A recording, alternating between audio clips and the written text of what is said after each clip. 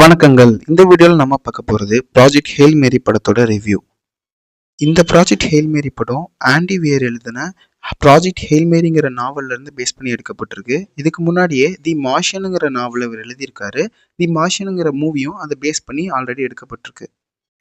இந்த படத்தை இப்போ டைரக்ட் பண்ணியிருக்கிறது Phil Lord and Christopher Miller. இவங்க இதுக்கு முன்னாடி 21, 22 ஜம்ப் ஸ்ட்ரீட், அப்புறமா Spiderman across the Spiderverse, into the ஸ்பைடர்வர்ஸ்க்கு கோ ரைட்டர்ஸாக ஒர்க் பண்ணியிருக்காங்க. ஓகே, ப்ராஜெக்ட் ஹெயில் மேரி இந்த படத்தோட கதை ரெயின் காஸ்லிங் கிட்ட இருந்து ஆரம்பிக்குது. அவர் சடனா ஒரு நாள் ஸ்பேஸ்ஷிப்ல கண் முழிக்கிறாரு.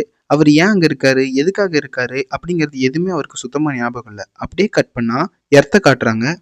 எர்த்தில் ஒரு மிகப்பெரிய பிரச்சனை போயிட்டு இருக்கு.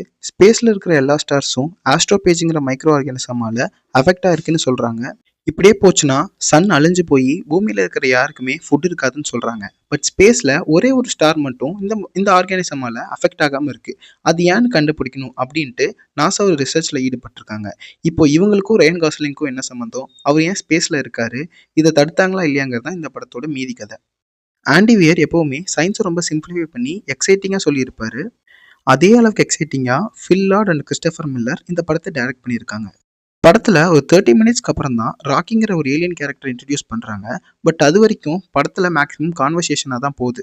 பட் இந்த படத்தில் இருக்கக்கூடிய அந்த சின்ன ஹியூமர் அந்த கான்வர்சேஷனை ரொம்பவே என்ஜாயபுளாக ஆகுது.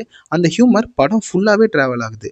ராக்கிக்கும் காஸ்லிங்க்குமான கனெக்ஷன், ரயனுக்கும் அந்த சயின்டிஸ்ட்டுக்குமான கனெக்ஷன் அப்படிங்கிற எல்லா சீன்லேயுமே ஒரு சின்ன ஹியூமர் ட்ராவல் ஆகிட்டே இருக்குது. ஸோ அந்த கான்வர்சேஷனை அதுவே என்ஜாயபுளாக பார்த்துக்குது, நமக்கு பெருசாக போர் அடிக்காது. அண்ட் இந்த படத்தோட முக்கியமான கேரக்டர் ராக்கி. அந்த கேரக்டரை அவ்வளோ இன்னசென்ட்டாக லவபிளாக கிரியேட் பண்ணியிருக்காங்க. ஒரு பெட் ஃபீலை தான் நமக்கு இந்த ராக்கி கேரக்டர் பார்க்கும்போது கொடுக்குது.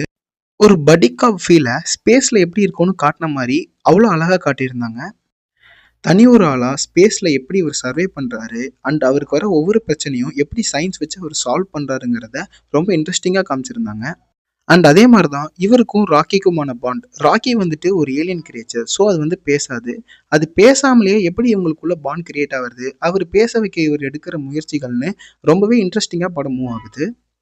அண்ட் இந்த படத்தோட இன்னொரு முக்கியமான பாசிட்டிவ் பாயிண்ட் இந்த படத்தோட விஷுவல்ஸ். தியேட்டரில் பார்க்கும்போது அவ்வளோ எம்மர்சிவாக பியூட்டிஃபுல்லாக ப்ரெசென்ட் பண்ணியிருக்காங்க.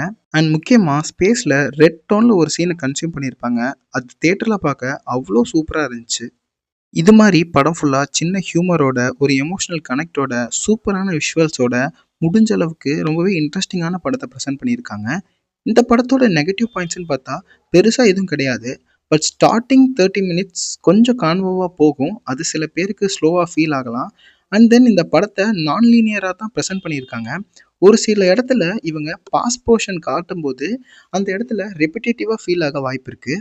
பிகாஸ் இவங்க ஆல்ரெடி கொடுத்த டீட்டெயில்ஸையே திருப்பி திருப்பி நமக்கு கொடுக்குற மாதிரியான ஒரு ஃபீல் வந்து அது கிரியேட் பண்ணுது. அந்த போர்ஷன்ஸ்லாம் கொஞ்சம் ட்ரிம் பண்ணியிருக்கலாம்.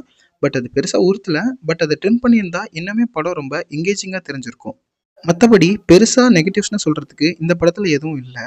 முடிஞ்ச அளவுக்கு பெரிய ஸ்க்ரீனில் இந்த படத்தை பார்த்தீங்கன்னா இந்த படத்தோட அந்த எக்ஸ்பீரியன்ஸை நீங்கள் ஃபுல்லாக ஃபீல் பண்ணலாம். அண்ட் தென் ராக்கிங்கிற கேரக்டர் இருக்கிறனால குழந்தைங்க அதை ரொம்ப என்ஜாய் பண்ணுவாங்கன்னு நினைக்கிறேன்.